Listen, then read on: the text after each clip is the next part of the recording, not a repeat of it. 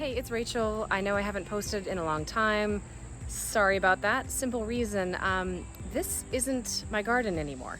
The good news is we sold our house. The bad news is the garden goes with it. And the worst news is we will not be able to move into this place for 2 to 3 more months. And if you look behind me, that barren stretch with absolutely nothing on it is where the garden eventually will be. But unfortunately, that is right where a bunch of electrical, gas, and I think sewer lines all have to run. I can't put anything in the garden there, and I don't want to have nothing for the fall and winter garden. The solution was to create a temporary bed that we can plant our fall and winter crops into. It's small, but at least it's something. And we're gonna have to basically ignore this because we won't be living here. And it occurred to me, this could be useful for other people. If you have a cabin or a place that you don't go very often, but you wanna grow some food there, the way we're approaching this challenge might be useful. Hope it is, and let me walk you step by step through how we're doing this bed.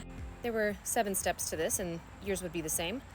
You're going to want to choose a good spot on your remote site that has decent sun and won't be physically disrupted. I went all the way to the back of the lot, outside of the silt fence. Found a spot with decent sun back here, and it's next to a big pile of wood that we're salvaging from the property here. So nothing's going to happen in this area for a good while. We're going to go ahead and put the bed here. We started with a basic frame we screwed together from regular 2x4 lumber, not pressure treated. We don't need this to last very long. And then we attached chicken wire to the bottom with staples. This is because we have a serious groundhog problem on this property and we didn't want to have him coming up. I will not be here to weed it. We needed to protect for weeds and grass coming up through the bed. Step 1, lay down some cardboard shingled together to help prevent that grass from coming up through this. And here's the frame laid on top of the cardboard, chicken wire side down. Now we just need to fill it, and for that I'm using wood chips we already have. You can see the compost bins behind me. These never really had proper compost in them. We filled them with wood chips from the trees that we took down. Quickly, why wood chips? They really don't provide any nutrition, but they will absorb any rain that you get and release it slowly for your crops. This helps to maintain the moisture levels, prevent waterlogging, and also prevent them drying out. The top layer is the least broken down. The lower levels are much more decomposed. I'm going to focus on taking these top chunky layers first, and I will put them as the lowest level in the bed to help with drainage, and then the finer wood chips will go on top of that to give kind of a better seed bed, so to speak. Let's talk about what I'm going to plant. This bed will have a mixture of arugula, mash, spinach, mustard, kale, and carrot. And I'll get into the logic of all of these choices in just a minute. I will have a domed shape cover over this, so I need the tall stuff to be in the middle. So we'll have kale, carrot, kale, carrot, kale. That's my tall stuff. Outside of that, I'm gonna do 2 more rows. These will just be salad greens, and they will be much shorter.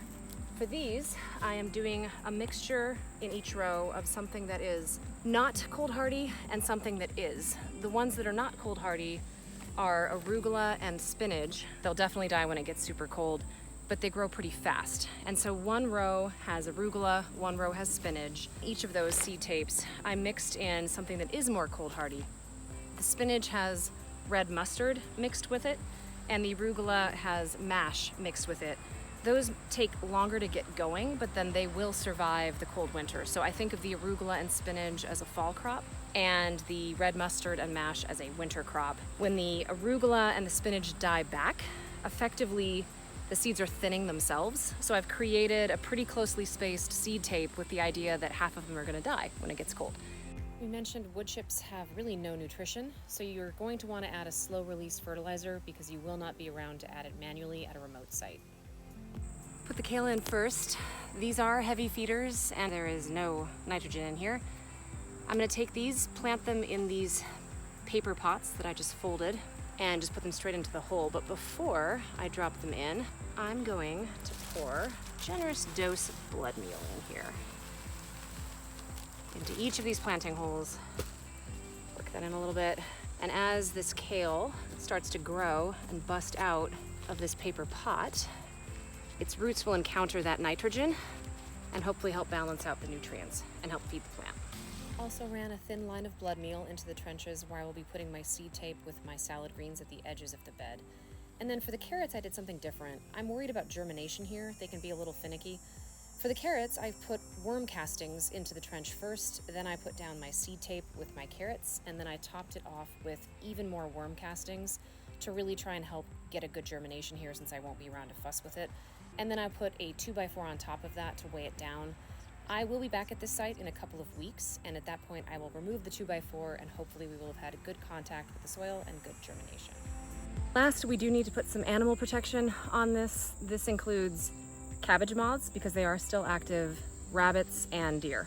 I'm not going to build like the Fort Knox level security around this bed that I plan to do for our main garden. It is just temporary. So what we've done instead is to put these PVC arches that I used in my last garden. We just carried some of them here and used pipe strapping inside the bed to hold them in place.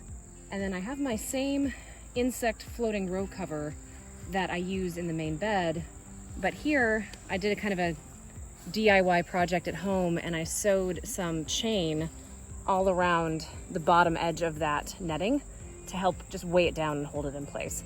And that should be enough to prevent rabbits or deer from totally annihilating this. That might be optimistic. We will find out. It is not going to rain today or tomorrow, but then we're getting rain on and off roughly every 2 or 3 days for the next week. I'm going to water these all really well once. And one last note, this kale has been hardening off outside for a few days. There's a chance that it already has cabbage moth eggs on it. I am going to quickly spray it with BT spray to help kill any caterpillars that might hatch on these leaves, because once I cover it up, I'm really not going to see if there's caterpillar damage. This is it, the finished bed. It's covered. I'll let you know how it goes. This whole thing might not work, but I figured it was better than having nothing for the fall and winter garden. If anybody else has tips for how they have created a kind of set it and forget it garden bed, please comment below and let us know. If it's not too late, I'll try and incorporate some extra tips here. But otherwise, I will simply monitor this and show you guys how it worked or didn't work as the fall and the winter progresses. Until next time, I hope that was helpful. Thanks.